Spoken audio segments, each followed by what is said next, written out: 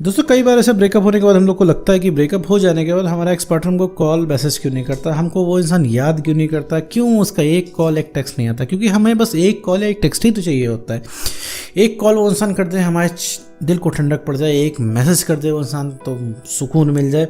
लेकिन वो क्या होता है कि 2 महीना 4 महीना साल भर बीत जाता है, लेकिन एक्स पीछे मुड़ के देखता नहीं है, आता ही नहीं है, एक कॉल टेक्स्ट मैसेज तक नहीं करता है। तो भैया एक्स का कॉल मैसेज क्यों नहीं आता, एक्स आपको क्यों नहीं पूछता है, इस बारे में इस पूरी वीडियो में बात करने वाले हैं। साथ में ये भी समझेंगे कि आखिर भैया ब्रेकअप काम कैसे करता है, ब्रेकअप के बाद एक्स इतना निर्दयी क्यों हो जाता है। तो चलिए बिना वक्त गवाए इस वीडियो को शुरू करते हैं।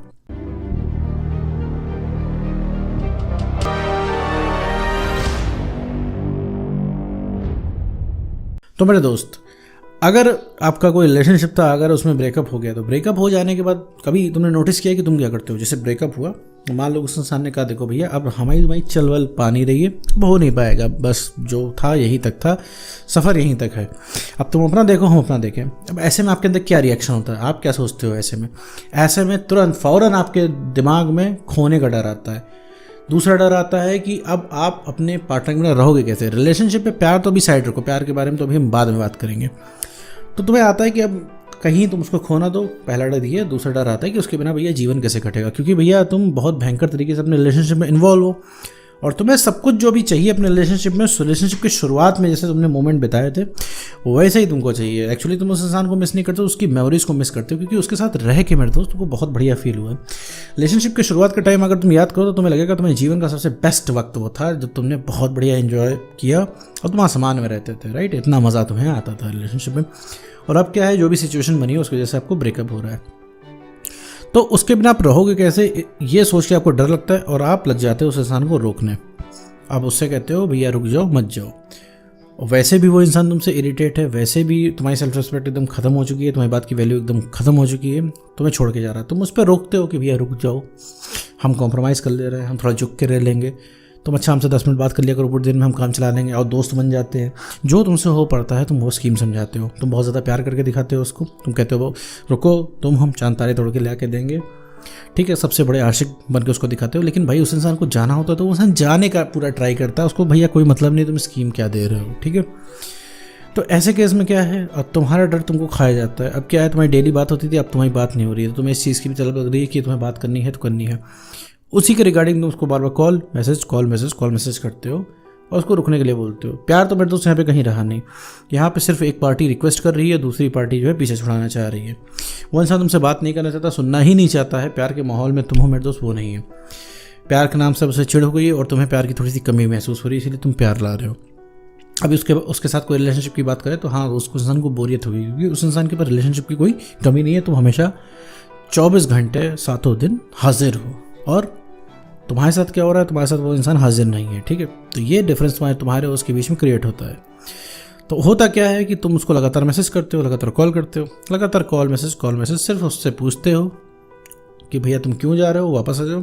प्यार की दुआई देते हो, चिल्लाते हो उसके ऊपर, उसको गालियाँ देते हो, उल्टा सीधा बोलते हो, फिर बाद में प्यार जताते हो, गुस्सा जताते हो, ठीक है। तो अंत में होता कुछ नहीं है। घूम फिरा के तुम्हारा मोटिव यही रहता है कि रिलेशनशिप में वापस हो जाओ। तुम्हारे कानों को बस यही सुनना होता है कि वो इंसान बोल दे, बस एक बार बोल दे कि हाँ ठीक है तुम परेशान मत हो, हम वापस आ जाएंगे रिलेशनशिप में। और वो अगला इंसान वही बोलता नहीं है, क्योंकि वो उसके मुंह से गलती से भी निकल गया कि हम रिलेशनशिप में वापस आ जा रहे हैं, तब तो तुम उसकी छाती पे चढ़ जाओगे, ठीक है। तो वो इंसान बोलता नहीं है और तुम क्या करते हो, लगातार मैसेज करते जाते हो।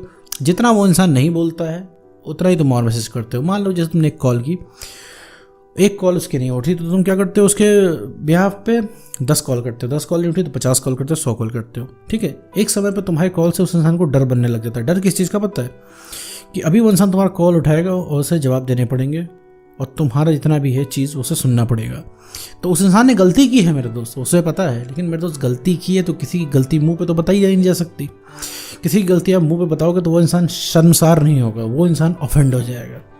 और अभी उसके कोई रोकने वाला तो है नहीं मेरे दोस्त, कोई दिलों की कोई कोर्ट तो होती नहीं कि जो इंसान तुम्हें धोखा दे के गया है तो वापस आना उसकी मजबूरी है।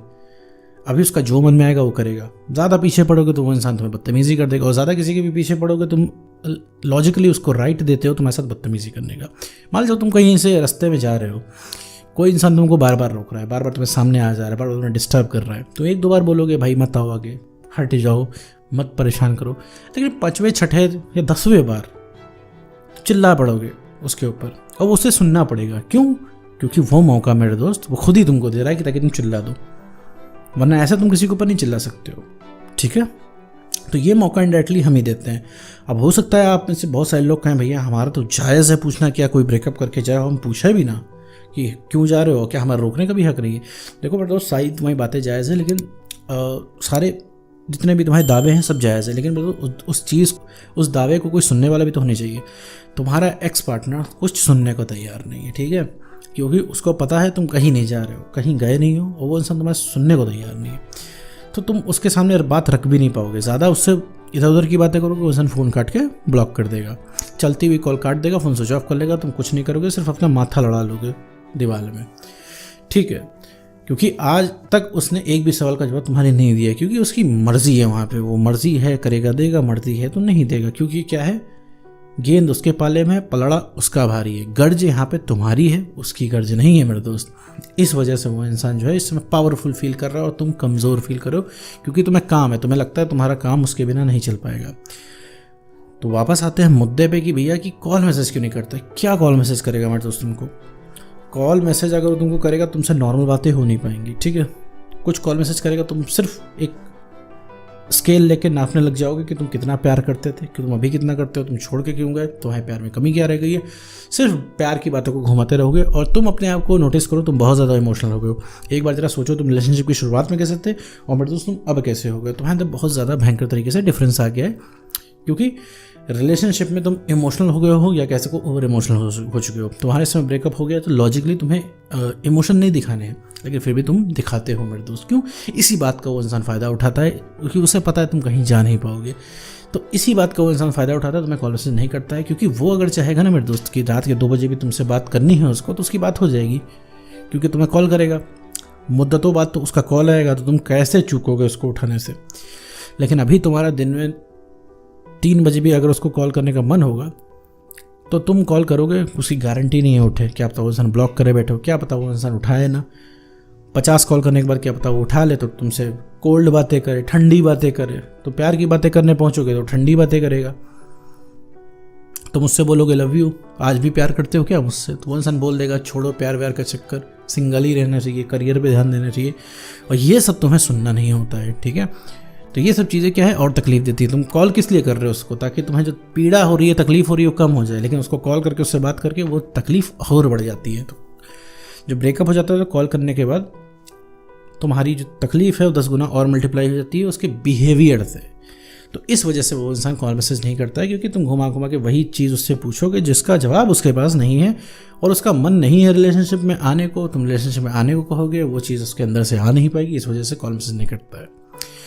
अब आते हैं भैया इसका इलाज क्या है। तो बीमारी तो बता दी सर आपने कि ये अच्छा ये बीमारी है, तो इलाज क्या है इसका। तो इलाज मेरे दोस्त यही है कि तो अपनी वैल्यू तुम्हें बढ़ानी है। तुझको वैल्यू कैसे बढ़ाएंगे, क्या बाज़ार में तो मिलती नहीं है वैल्यू कि ले आके बढ़ा ली मैंने।